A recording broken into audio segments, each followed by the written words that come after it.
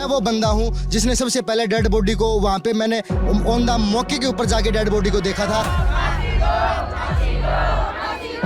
सबसे पहले देखा कि मनीषा का जो गला है वो कटा हुआ है। राजनीतिक पार्टियों का इतना प्रेशर है, 7:30 बजे से लेके और 3:30 बजे तक मैं वहाँ मौजूद था और उस मेरी मौजूदगी में ऐसा कोई भी सुसाइड नोट वहाँ पे नहीं मिला। हमारे साथ कुछ लोग हैं जो रोहतक से आए हैं और सिर्फ रोहतक से यहाँ पर लोग इकट्ठा नहीं हुए हैं, तमाम आसपास के ज़िलों से, आसपास के गांवों से लोग लगातार यहाँ पर भीड़ बढ़ती जा रही है मनीषा के गांव में। क्या नाम है आपका? मेरा नाम जयदेव डागर है। कहाँ से आए हैं आप जी? मैं रोहतक से हूँ और मैं जिला पार्षद हूँ हाल में। और आज हम यहाँ भिवानी के गांव में पहुँचे हैं और मनीषा का जो परिवार है, गांव है, हम एक ही मैसेज देने के लिए यहाँ आए हैं कि ये गांव अकेला नहीं है, ये बेटी एक माँ बाप की नहीं है, आज पूरे प्रदेश की और देश की बेटी है। और जिस प्रकार की नृशंस हत्या इस बेटी की हुई है तो इसके साथ पूरा हरियाणा प्रदेश और पूरा भारत देश खड़ा है।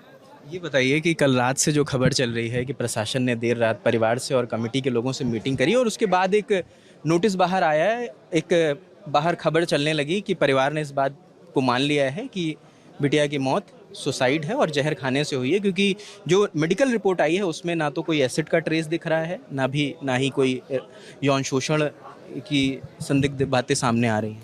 देखिए, जो ये मामला हुआ 13 और उसके बाद प्रशासन ने, अब हम जनता हैं, हमारे साथ अगर कुछ होता है तो उसके लिए जवाबदारी किसकी है? हरियाणा पुलिस की और प्रशासन की और सरकार की है।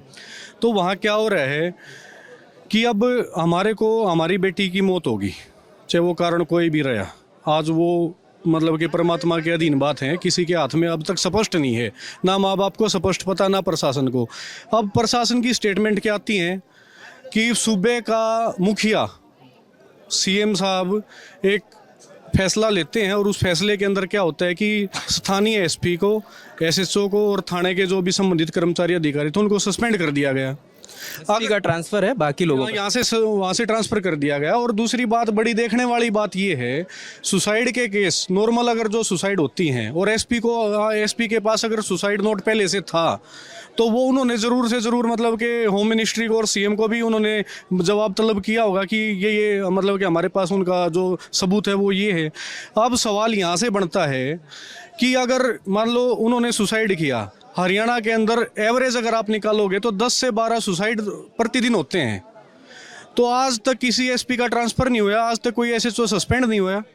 तो इसके अंदर जो है शुरुआत से ये मामला संदिग्ध है। जो सरकार की और प्रशासन की जो कार्यशैली है वो संदिग्ध है अपने आप में, और उनकी जो प्रतिक्रियाएं हैं उन्होंने इसको और ज़्यादा गंभीर संदिग्ध रूप में डाल दिया है। ये इंडिया का आप सभी ललन टॉप देखने वालों को नमस्कार। इंडिया में टॉप 5 अगर रेपिस्ट और गैंग रेप और मर्डर केस को अगर देखेंगे तो डाणी लक्ष्मण का जो मनीषा का केस है ये इंडिया का टॉप ब्रूटल मर्डर केस है। इसमें गैंग रेप भी हुआ है, क्योंकि मैं वो बंदा हूँ जिसने सबसे पहले डेड बॉडी को वहाँ पे मैंने ऑन द मौके के ऊपर जाके डेड बॉडी को देखा था। आप उस टाइम मौजूद थे? बिल्कुल मौजूद था मैं, और जहाँ पे डेड बॉडी मेरे 2 कदम पे पास में थी मनीषा की। और कोई भी बंदा, हरियाणा की 2 करोड़ जनता डेड बॉडी को देख के ये नहीं बता सकती कि ये सुसाइड केस है। अगर किसी ने मेरे इंस्टाग्राम अकाउंट से वीडियो भी वायरल कर रखी है मैंने, और उसमें आप सभी देख सकते हैं, किसी भी तरह का कोई भी आदमी ये नहीं बोल सकता कि मनीषा का सुसाइड है। ये जिन लोगों ने वो वीडियो नहीं देखी उन लोगों को अगर जितना थोड़ा बहुत ही बता पाएं कि उस समय आपने क्या देखा, कैसे जानकारी मिली, आप जब पहुंचे तो आपने क्या देखा? मैंने सबसे पहले देखा कि मनीषा का जो गला है वो कटा हुआ है और पीछे जो गर्दन है, गर्दन की 2 इंच की जो अपनी खाल है वो लटकी हुई थी। गर्दन बॉडी से बिल्कुल अलग थी। और ये मान के चलो, कोई भी बंदा अगर जानवर किसी चीज़ को नोचेगा तो वो इस हालात में नहीं देख सकते हम। दूसरी बात, उसका जो पूरा जो फेस का जो मांस है वो बिल्कुल ख़त्म था। ओनली उसका बहन का जो जबड़ा था वो जबड़ा दिखाई दे रहा था। और इस केस को जैसे जली हुई बॉडी होती है हमारी, 2-3 दिन के बाद उसकी खाल जैसी टाइट हो जाती है, इस प्रकार की उस डेड बॉडी की हालात थी। तो मतलब कोई भी बंदा, ये साफ नज़र आम आदमी, अनपढ़ लोग भी बता सकते हैं कि ये एसिड अटैक था। और जैसे भी जिस तरह से वकील साहब ने बताया गया था कि इसके ऑर्गन बाहर निकले हैं, जहां तक मेरे ओपिनियन है वहां पे तो मुझे ये लग रहा है कि ये ऑर्गन ट्रैफिकिंग का मामला भी हो सकता है, क्योंकि इंडिया का सबसे टॉप ब्रूटल मर्डर केस है डाणी लक्ष्मण का, मनीषा का। और जहां तक मेरा अनुमान लगाया जा रहा है, राजनीतिक पार्टियों का इतना प्रेशर है, क्योंकि जो हमारी बीजेपी सरकार है वो नहीं चाहती कि इस मर्डर केस के मुजरिमों को जेल की सलाखों के पीछे लेके और हरियाणा की जो छवि है, हरियाणा में जो बीजेपी की छवि है, उसको धुलमिल की जाए।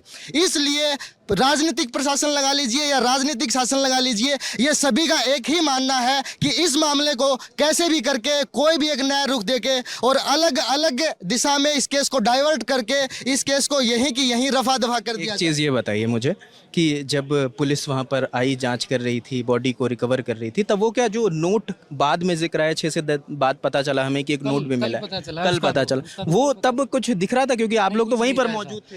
देखिए, जो हमारे भिवानी के एसपी साहब सुमित कुमार ने कल ऑफिशियल अकाउंट से जो नोटिफिकेशन जारी किया है सुसाइड नोट का, ऐसा वहाँ पे कुछ नहीं था। 13 तारीख को सुबह 7:30 बजे से लेके और 3:30 बजे तक मैं वहाँ मौजूद था और उस मेरी मौजूदगी में ऐसा कोई भी सुसाइड नोट वहाँ पे नहीं मिला। ये खाली एक पुलिस के द्वारा जनता को और हरियाणा की पूरी जनता को, पब्लिक को एक गुमराह करने का षड्यंत्र है और इस षड्यंत्र के थ्रू इतने 2 करोड़ जनता को बेवकूफ़ बनाया जा रहा है, बिल्कुल सरासरी बेवकूफ़ बनाया जा रहा है।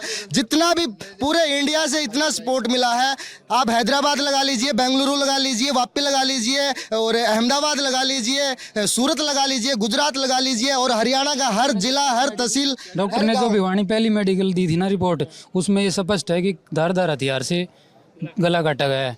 अब वो कैसे चेंज हो गया? उसके बाद वो जानवर खा गए। और जानवर खाए हैं तो बॉडी ये थोड़ी यहीं से खाया है। जानवर खाएगा तो वो पूरे शरीर को नोचेगा, बाकी उसके शरीर के ऊपर कोई आधार है। कुत्तों ने खाया, जैसे ये आपको लग रहा है ये कुत्तों ने खाया?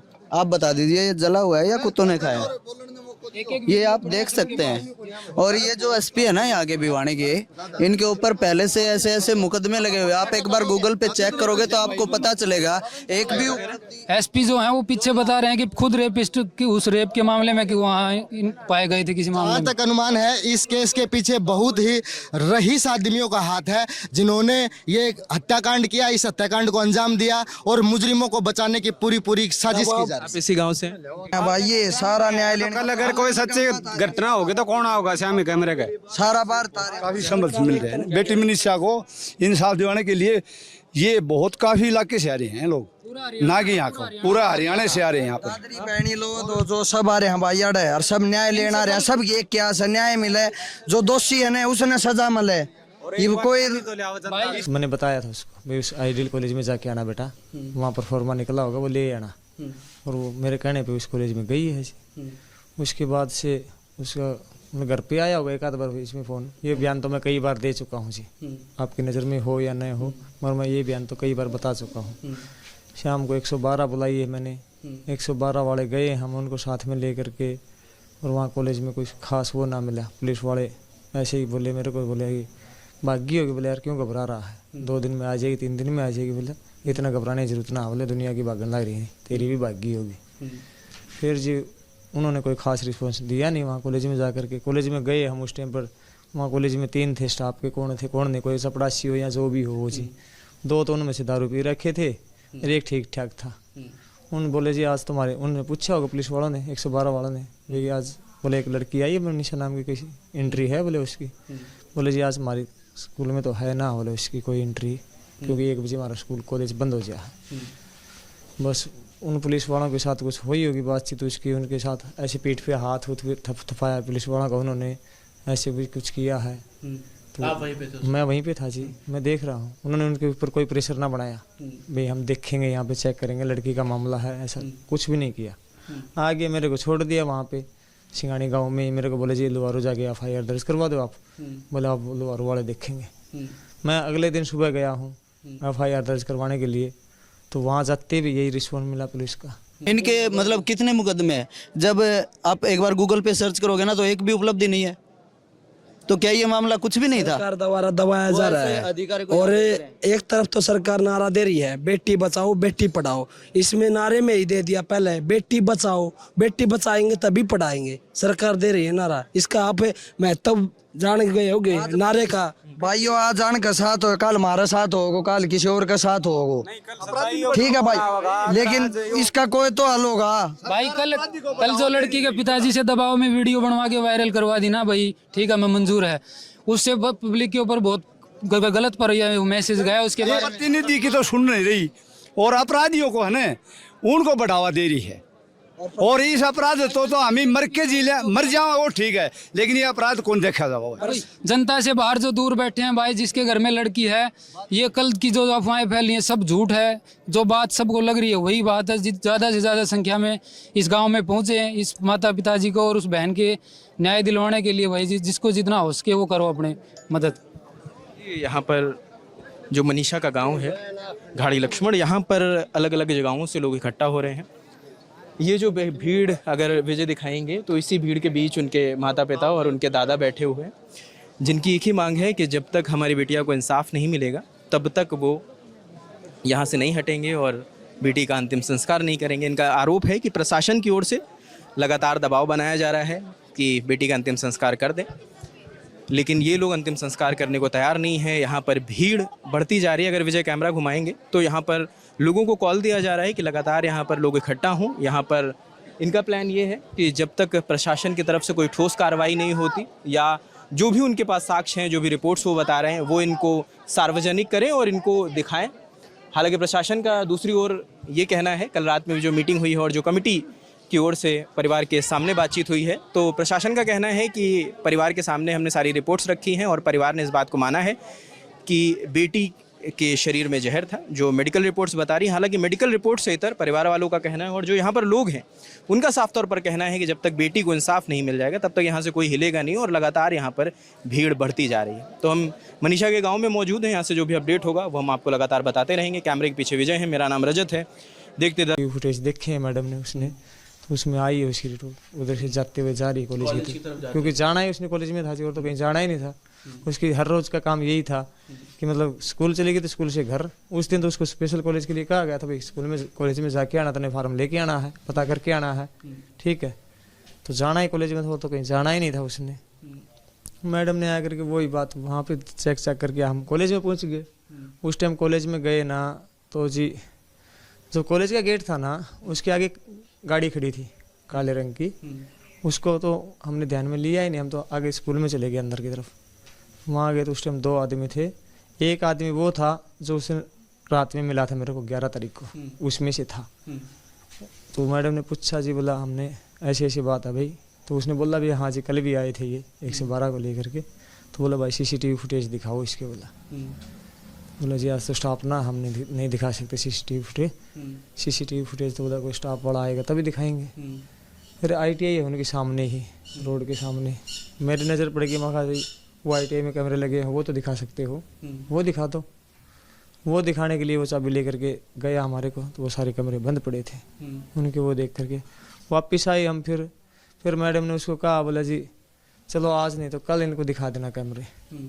हमारे को कह करके वो मैडम चली गई। बोले संजय मैं कल आऊँगी नहीं, मेरा कोई दीवानी काम है और मैं उसके मामले में जाऊँगी। और बोले कल आकर के कैमरे चेक कर लेना, बोला इनके दिखा देंगे। आपको खुद चेक करने के लिए? हाँ हमारे को खुद बोला है, उस मैडम ने बोला है, जो थानेदार नहीं थी हमारे पास, कुंतला मैडम, उसने बोला है। उसके बाद जी हम बाहर आ गए। बाहर आकर के आसपास के गांव जो खेत खात थे, ट्यूबवेल टावल वाले थे, जान पहचान के, तो वहीं जी गाँव मंडी आदमी के, ठीक है। उनके पास पूछताछ करी, उनसे मिले वाले करे। तब तक वो गाड़ी जो है ना, जो कॉलेज के आगे जो गाड़ी खड़ी थी ना, उसमें से 2 टीचर बैठ के गए उनके कॉलेज के। मैंने सामने से देख लिया, गाड़ी वहाँ खड़ी थी, मैं इधर खड़ा था, उधर से मेरे चाचा जी आ रहे थे, तो देख लिया मैंने। उसी टाइम पर उसको मैडम को फ़ोन भी किया, शकुंतला मैडम को। वहाँ जी जब हम आए, जब तो ये कह रहे थे भाई स्टाफ का कोई है नहीं कॉलेज में, और ये इस गाड़ी में आपकी जो गाड़ी खड़ी थी उस गाड़ी में बैठ के जाने लग रहे हैं 2, और कह रहे टीचर हैं स्कूल के कॉलेज के। एक बोला सीनियर है, एक कोई जूनियर है, क्योंकि हमें सीनियर जूनियर का वहाँ की चपड़ासन से पता लगे।